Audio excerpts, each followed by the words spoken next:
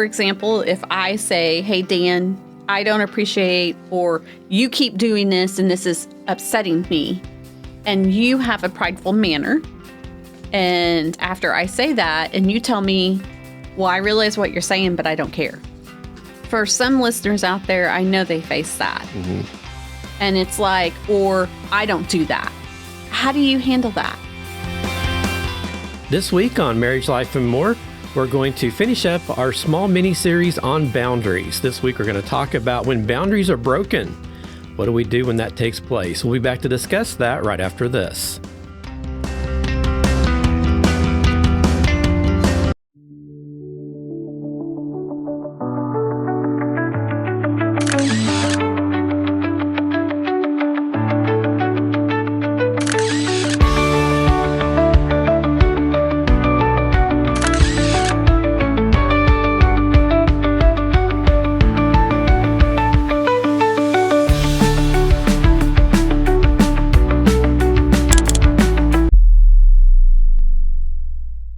Welcome to Marriage, Life, and More. This is a podcast about marriage, Bible, and book studies, and we do interviews with people that have inspiring stories. I'm Daniel Moore, your host. Have my beautiful wife, Michelle, over here, our co-host for the podcast. Hey, hey. And she's going to be sitting here today, and she even sounds much better this week, I think, than she has the last couple of weeks, as she was fighting to get her voice back after not feeling well, so I think she's pretty well on the mend. We got a good episode for you this week. Thank you for joining us. Not familiar with our show, check out our website at www.marriagelifeandmore.com for our platforms. Our YouTube and Rumble links are there. We're also on the Christian podcasting app Edify, and we're also on your Alexa and Google smart devices. And you can also visit us on social, on Facebook and Instagram, and X at CT Gap Online. If you're a fan of our show, please subscribe. Feel free to leave a comment on our platforms and give us a thumbs up or a 5-star review on Apple Podcasts. And we'd be grateful to you and thank you for doing that. Well, as I mentioned here in the intro, we are continuing and finishing up our series on boundaries this week. And I think over the last 4 to 5 weeks here, we've had some really good episodes. I think so too. As we've talked about boundaries in marriage. And I hope that something that Michelle and I have shared with you guys have resonated with you. Maybe there's some issues you've been fighting with your marriage in those areas, and maybe some things there have helped you to maybe get past all of that and have some renewal there in your marriage as you've worked through those situations. So this week, as we stated, we're going to try to get this finished up. And what happens when those boundaries are broken? Well, we're going to talk about that this week on Marriage, Life, and More.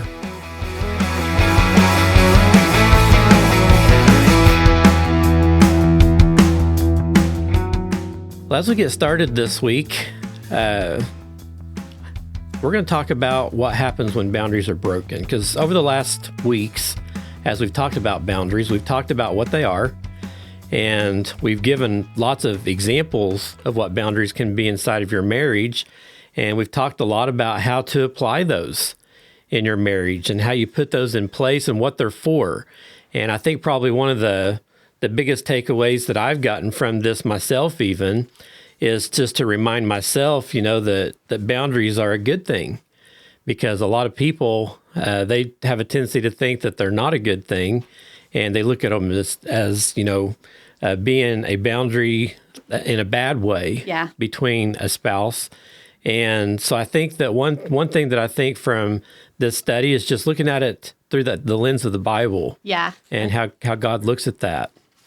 And when we do look at it through the lens of Christ, we see how boundaries are ordained and actually were created by God.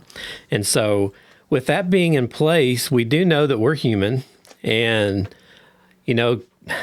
things in the Bible that God puts there for us are for our good.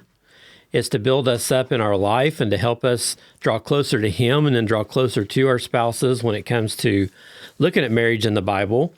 But just because God puts boundaries there that He wants us to initiate in our lives, and He tells us that, hey, if you put these boundaries in place and you nurture these the way that you should between each other, you're going to have a great marriage. But guess what? Sometimes those are broken. We'll put those boundaries in place with good intentions, and we, maybe trying our best to work with each other and, to work through different circumstances or whatever it may be. and things may be going great, but then all of a sudden something may happen. And I think that's just real. Yeah. It's going to happen. You know, there's no such thing as perfect. Yeah. And, I know with us, as we're talking about this, as we get started, there's lots of boundaries that we broke between each other, and we know that pain that caused. Yeah. Because some of those boundaries were very serious boundaries that should never have been crossed between you and I. And, sometimes breaking those boundaries can make or break a marriage. It can literally take a marriage out if you're not careful, depending on what those boundaries are that are crossed. And so I know a lot of times when we go through those situations, we come into marriage, with rose-colored glasses, and we're just all excited about this life that's before us, and we've got our soulmate next to us, and we're looking, forward to all of these great things. And we start building our marriage based on that foundation of positivity.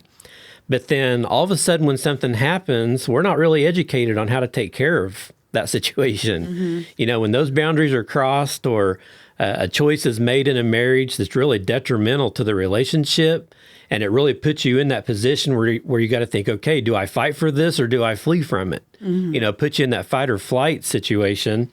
And of course, as we've discussed many times, divorce really should never be brought up in the marriage anyway. We always need to try to work through things with God, counseling, church, whatever it may be. You need to get those resources in place to try to keep that divorce from happening.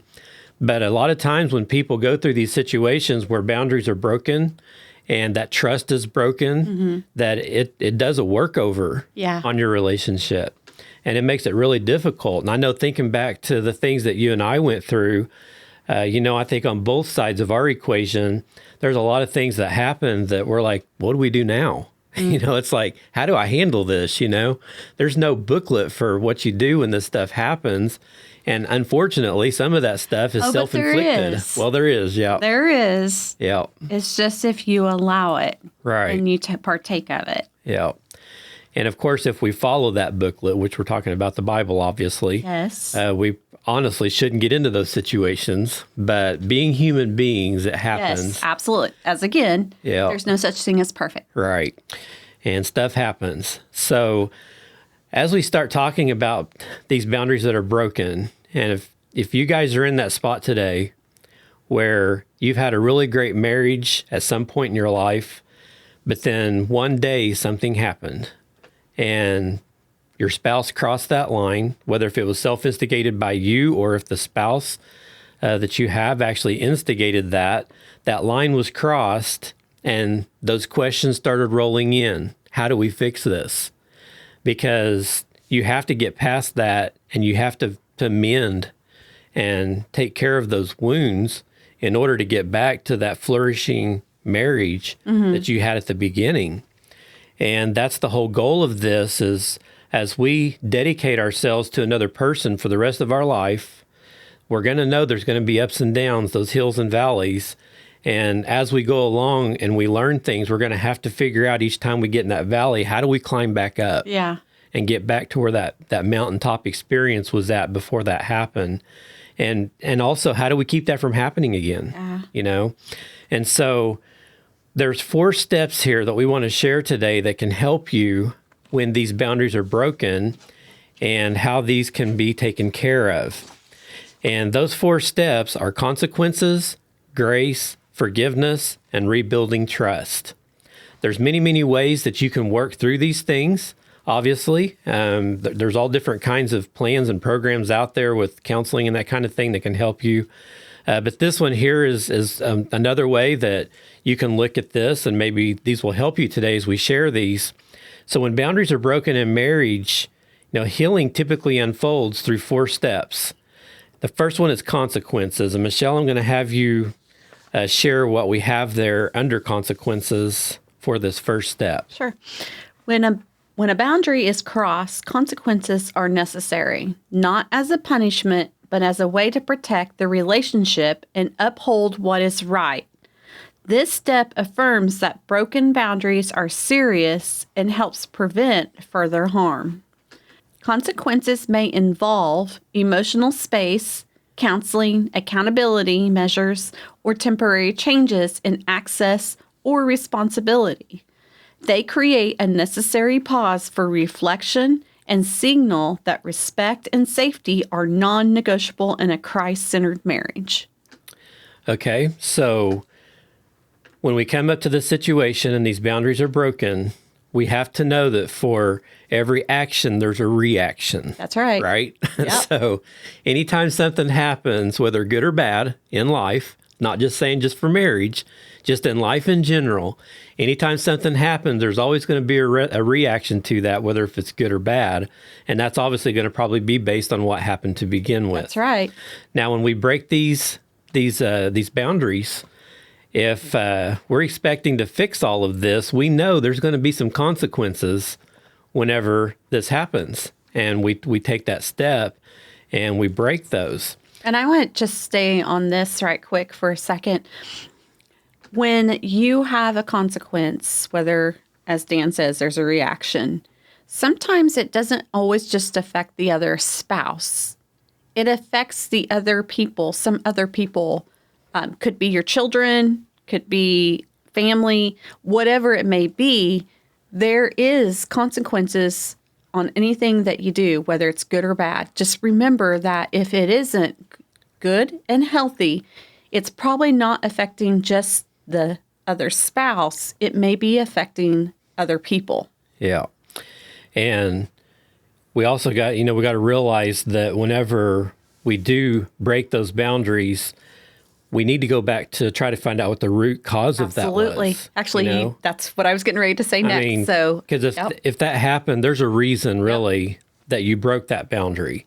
And so one of the very first things that we need to figure out is, okay, why did I do this? Yeah. Or why did you do this? What's the basis of why this happened? But now that it has happened, there's going to be some consequences to this that we're going to have to put into place to start this healing process. And as I read through some of these consequences that may have to be put into place, I recall some of them, us doing that. Whenever we had that situation happen in our marriage, situations. Yeah. It wasn't just one. Plural. Yes. Sorry. Definitely. I was thinking the same thing. I was just like, there's been so many things that we have walked in the consequences, and as you say, going back to the root of the problem, some of those decisions could happen over and over and over. And it was like, why am I allowing myself to say these things? And then come to find out, as you get to the root of the problem, when you start praying about it, God revealed the hurt, the anger. But, when he revealed why I was talking pretty much about when I was kind of really hateful and I was spouting a lot of hate toward you. And that's not normal for me. And you will, and so I think I just tucked everything in there and not realize what I had tucked in my heart. And then it just started coming out. But once I found the root, God helped me. Yeah. And, even it didn't matter what you said. It all came back to what was in my heart. Yeah. What's in the heart, the abundance of the heart, the mouth speaks, as the Bible says. But that was the root. Definitely, yeah. I mean, and it took praying. Yeah. Like, God, why do I keep doing this? For him to reveal that to you. Yeah. Yep. And so whenever that did happen, I remember us having some emotional space. We had to kind of separate ourselves from each other for a little bit to kind of process exactly what just happened. That's usually one of those first things that takes place usually. Now, you and I have never really been one big on getting counseling from anybody.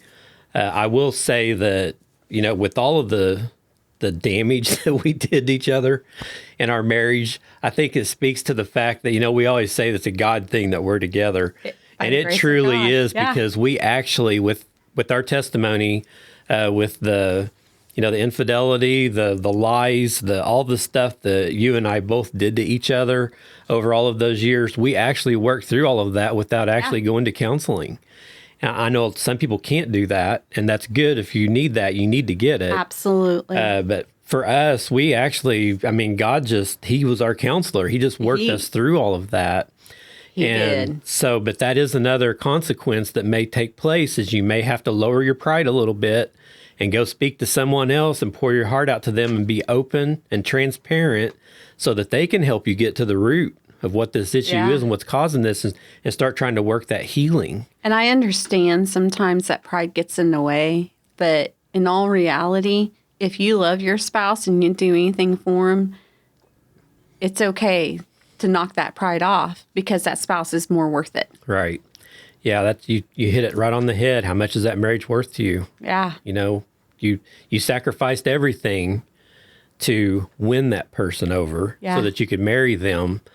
That needs to continue as you go through your relationship in life. So definitely keep counseling in mind that's probably going to be necessary. Good Christian counseling. Yep. There's going to be accountability measures.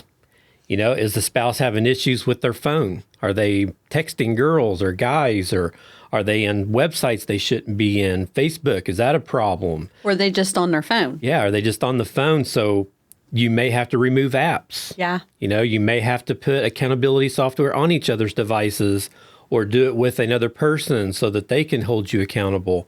There's some measures there that need to take place that are going to be a consequence if you break those boundaries. Yeah.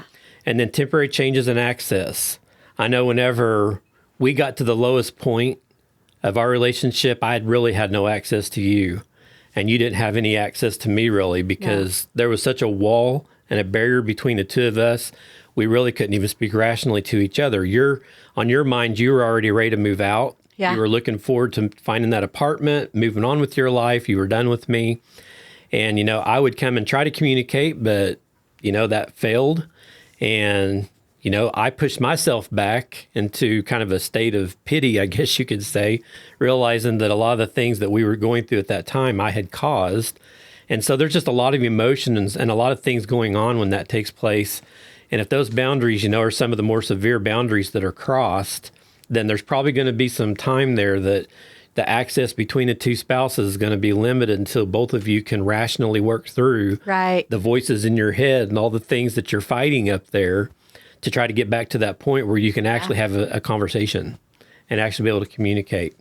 So that's the first step to healing these boundaries, is to realize that there's consequences, and you're going to have to make sure that those consequences, when they're put into place, that you allow them to change you. And I like the fact that what I read was, you know, create a necessary pause for reflection and signal that respect and safety are non-negotiable. And, you know, I think about that. Especially in a Christ-centered marriage, you finish that sentence. Yeah. And I was thinking about that, you know, as the years have gone on since our restoration happened in our marriage, there's been numerous times that we'd step back and be like, okay, you know, that reflection helps before speaking, and on both sides. Yeah. And, you know, I see how important that is, especially as it says in the Christ-centered marriage, you know, because there's been times I'm like, okay, God, was it me that was out of line? You know, show me what I should have said differently, or how I should have used my tone differently, or what was it? Was I having a bad day? I go back to what was the root of that problem that I had said, or, you know, same as you, we learned that. And I'm so thankful that we have learned that. Because now it's like, okay, was that meant to be that way? Whatever, you know, it's like, no, we know better, you know. We just worked through it. Yeah. Yeah. That's really good. The second, third step we're just going to kind of put together. The second step is grace, and the third one is forgiveness. And of course, to have forgiveness, you got to have the grace. That's right. They both go together. Grace steps in not to excuse the wrongdoing. We definitely don't want to enable, for sure, but it's to reflect the heart of Christ. It's a posture that sees the other person as more than their failure, because we know that failures a lot of times define people. Yeah. They let their failures define who they are. Grace keeps the door open to redemption, allowing space for growth, repentance, and change. It also softens the heart toward healing. Yes. It communicates love even in disappointment, and it reminds both spouses that restoration is possible, even when it's hard and seems impossible. I love that. And then if you have that grace, you move on to forgiveness. Forgiveness is a decision to release the resentment and relinquish the right to retaliate. It doesn't mean forgetting or minimizing the offense, nor does it instantly restore trust. Instead, it honors Christ's example on the cross and frees the offended spouse from the burden of bitterness.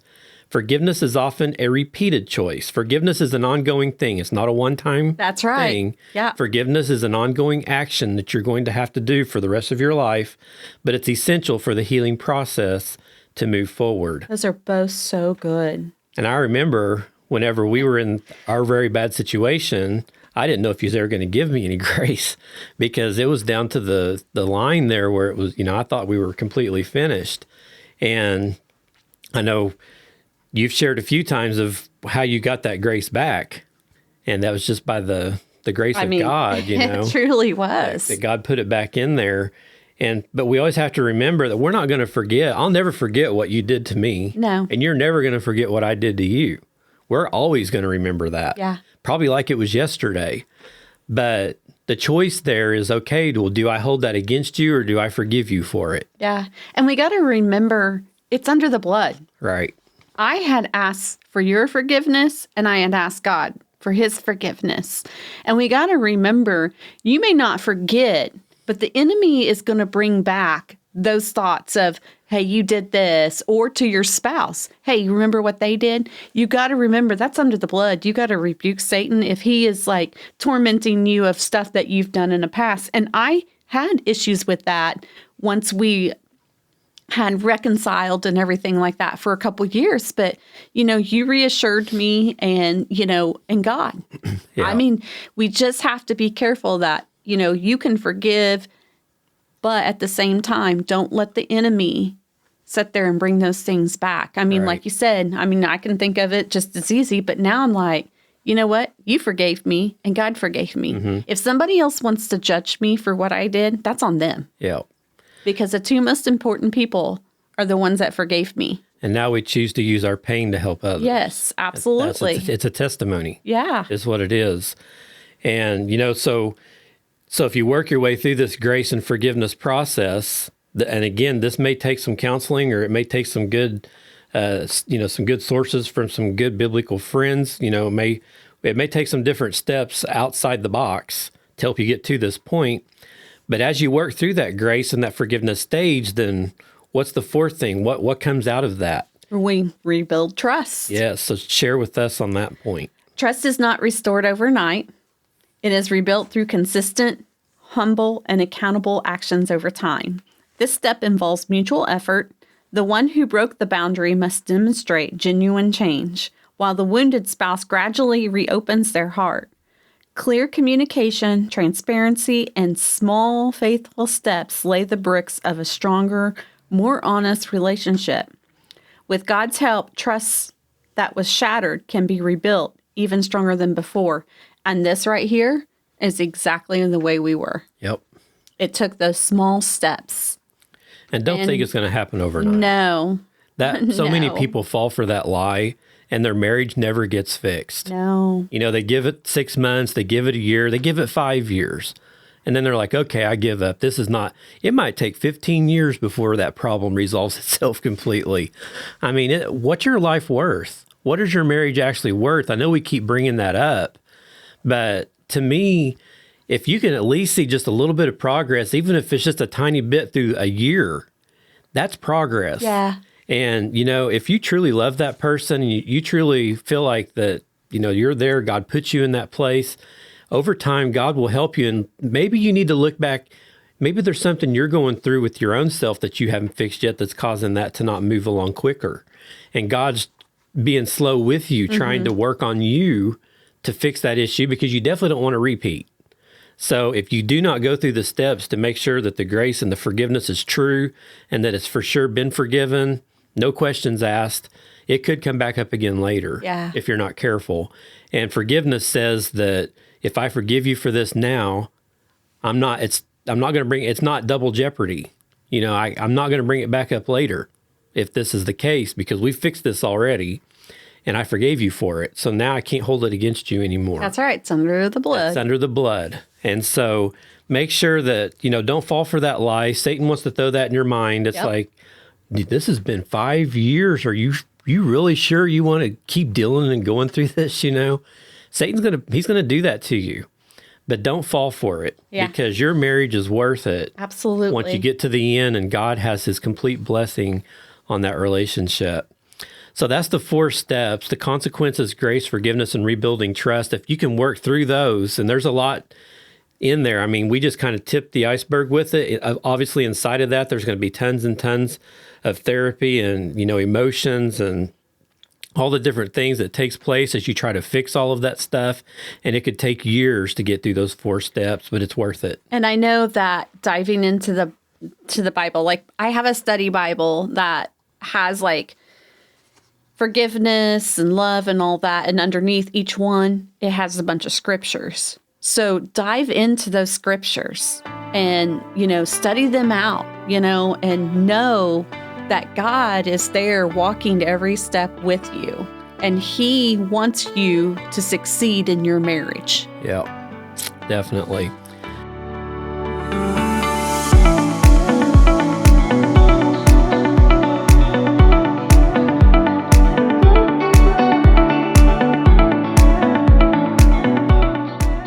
So what happens when your spouse repeatedly crosses a boundary?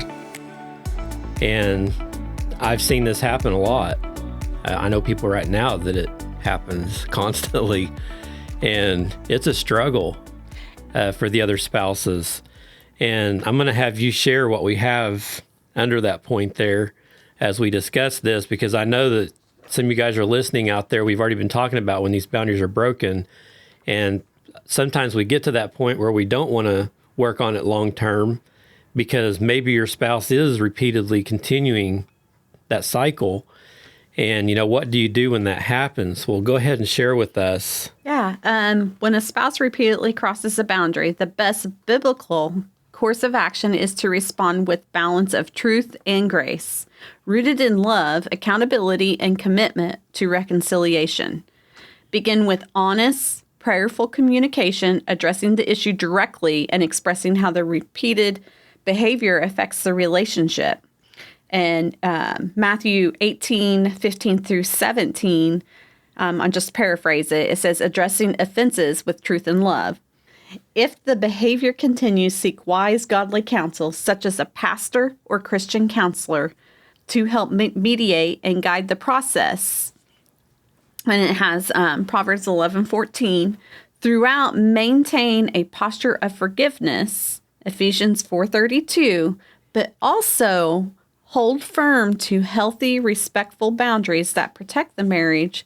God calls for unity, not enabling sin. Standing firm in love can lead to conviction, repentance, and ultimately restoration. Galatians 6:1. So as we can tell here, if this continues to happen, then we really need to get more people involved. Yeah. And I know a lot of people, as we've already talked about, don't like going to counseling. Counseling is a bad word. They bring it up, and we can fix this on our own. We're not going to go get somebody else involved. How many times have you heard somebody say that?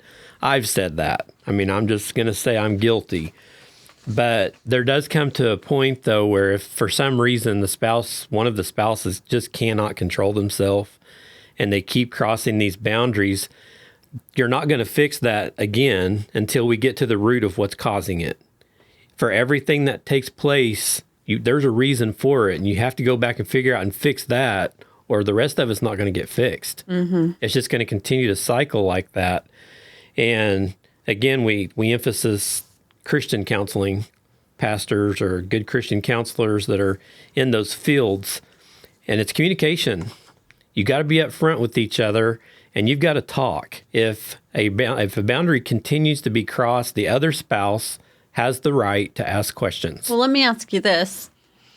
If for example, if I say, hey, Dan, I don't appreciate, or you keep doing this and this is upsetting me, and you have a prideful manner, and after I say that, and you tell me, well, I realize what you're saying, but I don't care. For some listeners out there, I know they face that. Mm-hmm. And it's like, or I don't do that. How do you handle that? Then I think, when that takes place, you're definitely going to have to start praying over that marriage. To soften and you're the going to have to heart, pray for God to soften that heart. Yeah. And for that person to open up And you need to also get some counseling, I think, on your own self. You need to go to some biblical counselors and let them help you work through that some as well. There's lots of scriptures in the Bible and that kind of thing. If a spouse that's going through that situation with another spouse that's just so, either narcissistic or they don't want to take blame for anything, we can't change them. Right. There's nothing we can do. They're making their own choices and saying what they're saying on their own, and you cannot change the other person, but you can change you. And so good. Jesus, when he came into many places, Jesus always changed other people's lives because of the way Jesus was, the way that he handled people with love and forgiveness and grace, all the things that encompassed who Jesus was. The people around him changed most generally because of his presence. And I truly feel that if a spouse just digs into the word, gives this to God, loves that spouse unconditionally, regardless, keep your communications open, don't be accusatory. Make sure that when you do, don't say you did this and you did that. We've talked about this before. You need to come in and say, well, when that happened, that really hurt me. And just kind of share your side of it on how you felt when all that went through. Because as soon as you start putting the blame on somebody in the blame game, 9 times out of 10, they're going to get judgmental and they're going to go into mode of trying to justify everything that they were doing. I agree with that. And so a lot of it is in how you approach that. But as you go to good Christian counselors, they can work you through that. They can tell you what the process is of how to handle all of that. And of course, just pray. Yeah. That's the big thing. That's good. That's good. So the next one here is, can you love someone and still say no or implement consequences? And we've talked about this before, so we're just going to skip through it real quick because we're getting here on time. But we've already discussed that, yes, you can deeply love your spouse and still say no or implement consequences when boundaries are broken, because true love includes both compassion and accountability. When you love somebody, it doesn't give them the license to trample and walk all over the top of you. If something happens and something takes place to get into the middle of that relationship and cause some problems, there still has to be some accountability there for what happened and what went wrong. Right. And when we know that when we accept accountability for anything that happens in our life, if we actually accept accountability for that, that's when that healing starts to happen. Because until somebody accepts accountability, it's nothing but a blame game. That's all it is. It's you did this, no, you did this. It's just back and forth. You're not going to rectify anything. And we need to understand that, even in the Bible, God disciplines those that he loves. Yes. You can read about that in Hebrews 12:6. Healthy boundaries with consequences invite growth in your life. They invite responsibility and healing, proving that love's not just a feeling. Love is actually something you work towards. Yep. And so always remember that you have a commitment there that you can take to what is right and what is restorative in your marriage. And through all of those steps, you can restore that back. And so don't let somebody just trample over the top of you. You need to make sure that you do that's what a boundary is. You say, no, we came to the line here. This has to stop. And then you need to start working through that communication of how to rectify that issue and take that accountability and put it into place. So as we continue this discussion here, boundaries are a path to unity when Christ is at the center. Boundaries don't divide. They clarify expectations and they foster trust. Yeah. A Christ-centered marriage honors each person's dignity and growth. So as we talk about this just a little bit here, how does Christ's example guide our approach to boundaries? Could you share with us what we have under that? Boundaries are not tools of division, but pathways to unity because they clarify expectations, protect what is sacred, and foster mutual trust if Christ is at the center. Just as God gives loving guidelines for how we relate to him and others, boundaries in marriage create clear lines of respect, responsibility, and safety. Rather than driving a wedge, they remove confusion and conflict by defining what each person needs to feel secured and valued. When both spouses understand and honor these limits, trust deepens, communication improves, and a stronger sense of partnership is formed. In this way, boundaries reflect God's design for order and peace, leading couples into deeper oneness and harmony in their relationship. Yeah, that's really good. I like how it says that it doesn't drive a wedge. Yeah. And that's one thing that we have to avoid. And we want to make sure when we do stand a boundary that we aren't driving a wedge. Yep. Because that's not the purpose of it. We need to make sure that the boundaries, the whole purpose of them is just to remove the confusion and conflict by defining what each person needs to feel secure and valued. That's the whole purpose of a boundary. And so if we can do that, then and keep Christ in the center of all of that, he'll help us set those good boundaries and put those in place the way that they are expected to be. So Christ has example in different places. He's a guide on our approach to boundaries. And Christ's example guides our approach to boundaries in a biblically based marriage by demonstrating selfless love, servant leadership, and sacrificial commitment.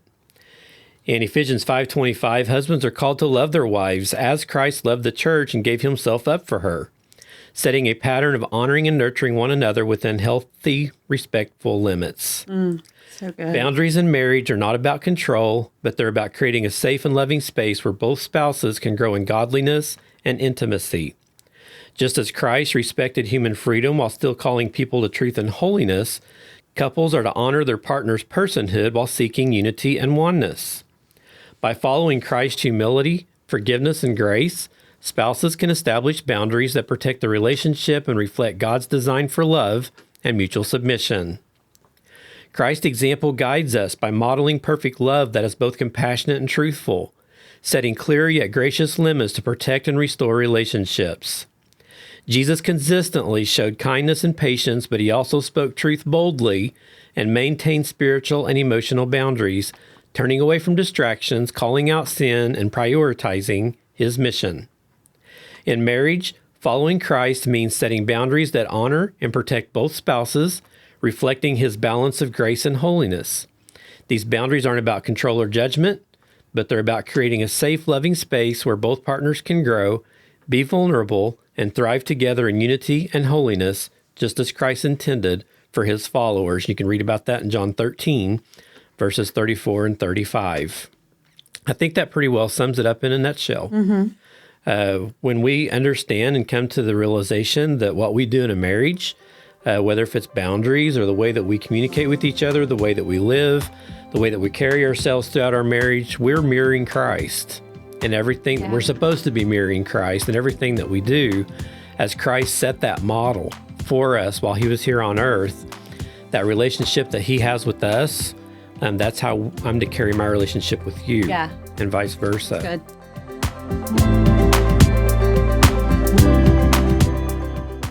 So, as we close here today, what ways have boundaries strengthened your marriage? I'm going to ask you that question. Is there some ways that you can think of that the boundaries that we've put into place that's actually strengthened the bond that you have between myself and you? Boy, that was kind of on the spot. It was on the spot. I mean, I feel like the boundaries that we have set in place, I mean, I honestly, we don't, I guess because our marriage now has been so healthy for so long, doesn't mean that Satan doesn't attack it. But I mean, I feel like our boundaries, whatever they may be, because I mean, honestly. Well, I can tell you for myself, with what happened in our relationship in the past, I know that you have boundaries in place right now with relationships with men. And I do the same thing with women because, like myself, I don't think of those as boundaries anymore because we don't, but that's because they're healthy. Yeah. When you have a healthy boundary in place. So I myself, if I'm around a female that we're going to have a conversation or whatever, I try to make sure you're with me. Absolutely. Or another person is there with me and we're not by ourselves. And you know that I'll do that. Uh-huh. So that strengthens that bond between me and you to where you trust me because you know that I'm not going to cross that line.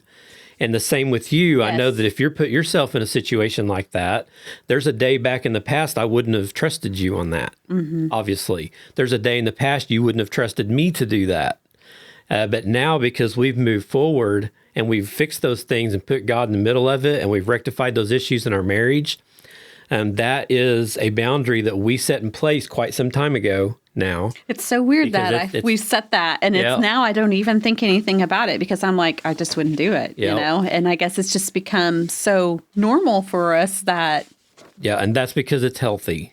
And this is what you want to strive for in your marriage. If you can get to a point where you have boundaries in place, just like, I mean, even our devices.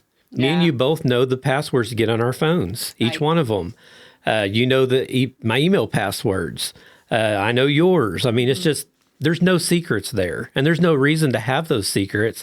That strengthens my bond with you. That strengthens my marriage because that lets me know that you do trust me. And that lets me, I want to let you know that I trust you. Yeah.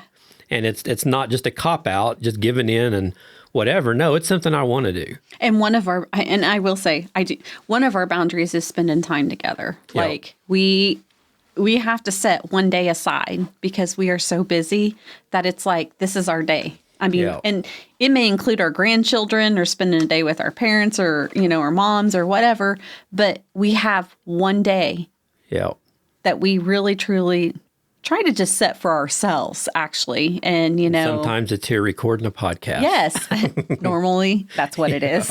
It's the one day that we have that we can sit together. But, you know, he respects me enough to know my morning times. Like, I just want to lounge. I want to eat breakfast. I want to have a cup of coffee. And that's very important to me after a busy week, that it's just me and him and we just kind of chill. Yeah. And it's recording the podcasts. Yeah. But, you know, and the rest of the day, we just do whatever. I wouldn't say we do whatever we want. It's usually always cleaning. But that is a boundary that I do have set. And he knows that we have to have that one day, you know. Well, I wanted to make this one point as we close this. And I'm not saying Michelle and my marriage is perfect. It's not. It is not, yeah. It's great. And it's better than it's ever been. And we very rarely have any issues, but it's not perfect. Can I say this right quick? Yes. One of the things that I want to say is, you know, the enemy knows how to attack. And Dan and I know, because our marriage is Christ-centered, we know when the enemy is trying to attack our marriage. Yep. We can see it, so we head it off quickly. Yep. And I believe that every marriage, you should have that. Yeah. And that's that Christ-centered marriage, because he's going to attack your marriage. We may have a great marriage, but that doesn't mean that he's going to try to attack us with everything he possibly can. But we recognize it's an enemy attack. Right. There's spiritual warfare going on all the time, all around us. And a good Christian life that you're walking, if you're in the Word and praying and, you know, aware like you should be, you're going to recognize when those battles come along and those attacks happen. And he's going to attack. And he's going to do it. But I love the response you gave. It worked out perfect when I asked you that question a while ago. I don't know that I really answered that question. Well, that's the thing. That's the whole point I wanted to make. How do you know when you have a good, healthy marriage and that you guys are actually doing a lot of things right? Well, when I ask you about boundaries, you don't even know we have any. And why is that? Because we are happily married. We are fully in love with each other. We look forward to every day when we wake up and go do things together. We love serving at church together. You know, everything that we do, we're both included in that. We don't ever separate ourselves off. We have friends that we'll go out and eat dinner with and all that kind of thing. We'll, you know, have fun with our friends and that kind of thing. But 99% of what we do, we're together. And I just want to let everybody know out there, if you're having issues with your marriage, that you're not happy and you've got stuff going on and, you know, problems that need rectified or whatever, some of those issues maybe have to do with some of these boundary issues and that kind of thing that you both need to work through and try to figure that out. But for anybody that's going to say, well, how do you know when you finally got to that point where you've got a good marriage and everything's great? I can say it's probably just what happened a while ago. when I can sit there and ask you, how has a boundary strengthened your marriage, and you can't even think of it because you don't even really look at that like a boundary anymore.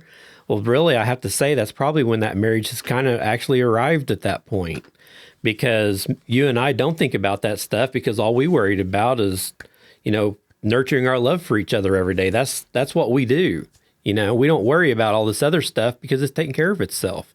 God's there with us, and, he's a big portion of what binds us together. Mm-hmm.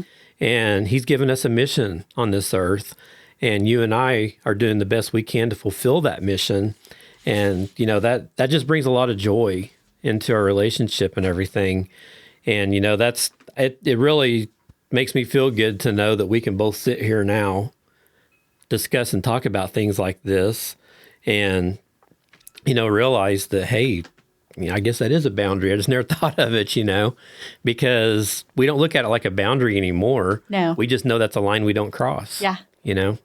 And so that actually worked out perfect. I wasn't sure how you'd answer that when I asked you, but I was trying to think of, I'm like, oh my gosh, you caught me off guard. But then I'm like, I don't really know that we have any. Yeah, but in all reality, we have all kinds of boundaries. Yeah. But they are actually, I respect you. So those are things I just don't do because I respect you as my spouse. Yeah. I care that you love me. I care that you want to be with me. I care that you want to spend your life with me. So therefore, I do not cross those lines. And so, is there anything else you want to add before we wrap this up? No. Think we're good? Yeah.